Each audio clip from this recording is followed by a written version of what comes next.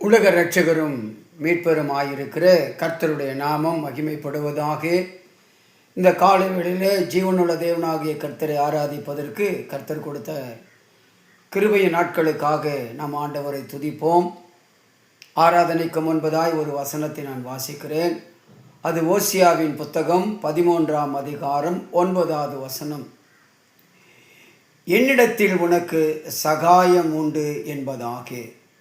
என கண்பான தேவ ஜனமே, நாம் அநேக வேளைகளில் நமக்கு சகாயம் செய்யும் தேவனை மறந்து மனிதர்களிடமும் நண்பர்களிடமும் சகாயம் கிடைக்குமா, நன்மை கிடைக்குமா என்று உலகத்தாரை போல நடந்து கொள்கிறோம்.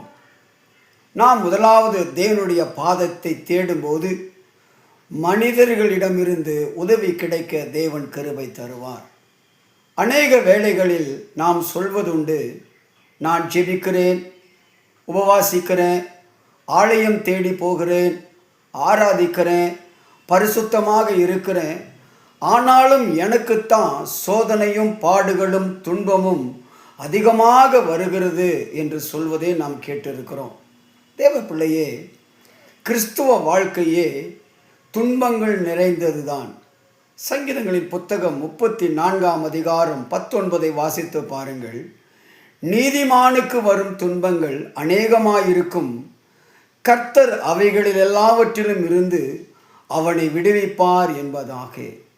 கிறிஸ்தவ வாழ்க்கையே வேதனையும் கண்ணீரும் பாடுகளும் நிறைந்த வாழ்க்கைதான். ஆனால் விடுவிக்கிற ஒரு தேவன் உண்டு, அவரை நாம் விசுவாசிக்கணும். என் வேதனைகளிலே, என் துக்கத்தில், என் தேவைகளிலே என் ஆண்டவர் எனக்கு சகாயராக இருக்கிறார், அவரிடத்தில் எனக்கு ஒத்தாசை உண்டு என்று சொல்லி விசுவாசத்தோடு கூட அவரை நோக்கி பார்க்கிற பொழுது ஆண்டவர் நிச்சயமான ஆசீர்வாதங்களை கொடுத்து நம்மை உயர்த்துவதற்கு அவர் நல்லவராக இருக்கிறார். நமது ஆண்டவருக்கு ஒரு பெயர் உண்டுங்க, விடுவிக்கிற தேவன் என்று சொல்லி. வேதத்தை வாசித்து பாருங்கள். உலகத்தில் உங்களுக்கு உபத்திரவங்கள் உண்டு, ஆனாலும் திடன் கொள்ளுங்கள், நான் உலகத்தை ஜெயித்தேன் என்று சொல்லி விடுவிக்கிற தேவன் நம்மை விடுவிக்க அனுக்கிரகம் செய்கிறவராக இருக்கிறார். நமக்கு தாங்க பாடு, வேதனை, அவமானம், வீண் பழிகள், ஆனால் கைவிடாத தேவன் நம்மோடு இருக்கிறார். நம்மை விடுவித்து மகிமைப்படுத்துவார். ஏசாயா தீர்க்க தரிசன புஸ்தகம் 43:21 வாசித்து பாருங்கள். ஆனாலும் யாக்கோபே, நீ என்னை நோக்கி கூப்பிடவில்லை, இஸ்ரவேலே, நீ என்னை குறித்து மனம் சஞ்சலித்து போனாய் என்பதாக. நாமும் கூட பாடுகளின் மத்தியில் இருக்கும்போது தேவன் என்னை சோதிக்கிறார் என்று முறுமுறுக்கிறோம். தேவ பிள்ளையே, அவரை நோக்கி கூப்பிடுவோம். தேவன் நம்மை விடுவிப்பார், தேவன் நம்மை கனப்படுத்துவார். தேவன் ஒரு நாளும் நம்மை கைவிடுகிற தேவன் அல்ல. ஆகவே இந்த காலை வேளையிலே நாம் அவரை மகிமைப்படுத்தலாமா?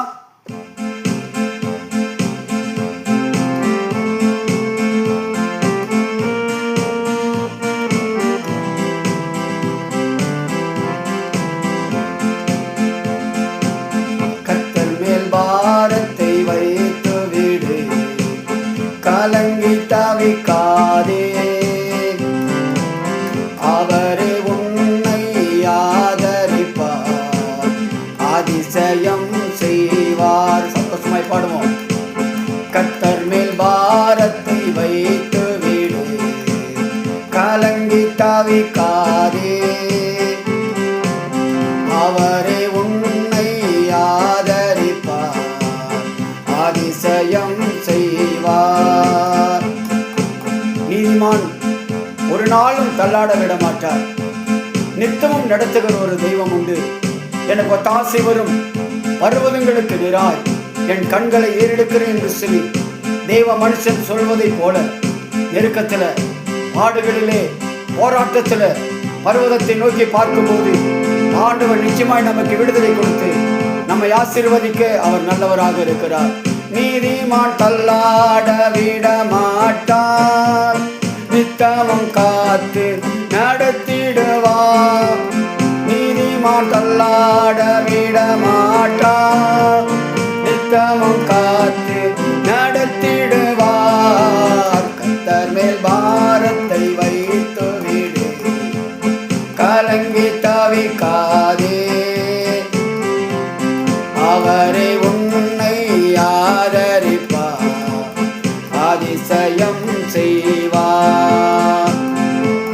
நம்மை காக்கும் தேவனவர், நமது நிழலாய் இருக்கின்றவர்.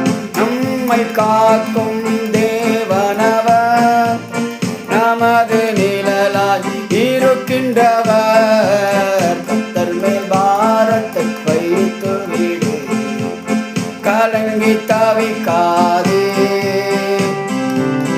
அவரே உன்னை ஆதரிப்பார், அதிசயம் செய்வார். தகப்பனும் தாயும் நம்மை கைவிட்டாலும் நம்மை கைவிடாத ஒரு தேவன் உண்டு. அவர் நமக்கு நிழலாய் கடந்து வந்து அனைத்து முத்தமிட்டு மகிமைப்படுத்த அவர் நல்லவர். தகப்பனும் தாயும் கைவிட்டாலும் அவரே நம்மை அணைத்துக் கொள்வார்.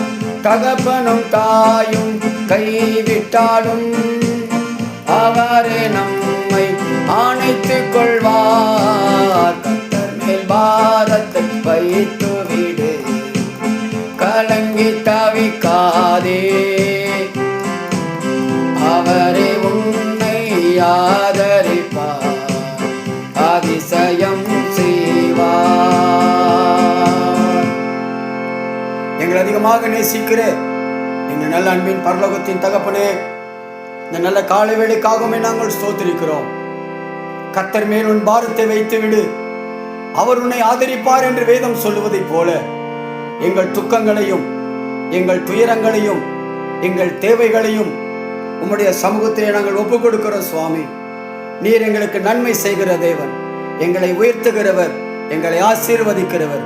இந்த நாளுக்குரிய எல்லா நன்மைகளை தந்து வழி நடத்த வேண்டும் என்று சொல்லி இயேசுவின் நாமத்தினால ஜெபிக்கிறேன் நல்ல ஜீவனுள்ள தகப்பனே. ஆமேன், ஆமேன், ஆமேன். கர்த்தர் உங்கள் யாவரையும் ஆசீர்வதிப்பாராக. ஆமேன்.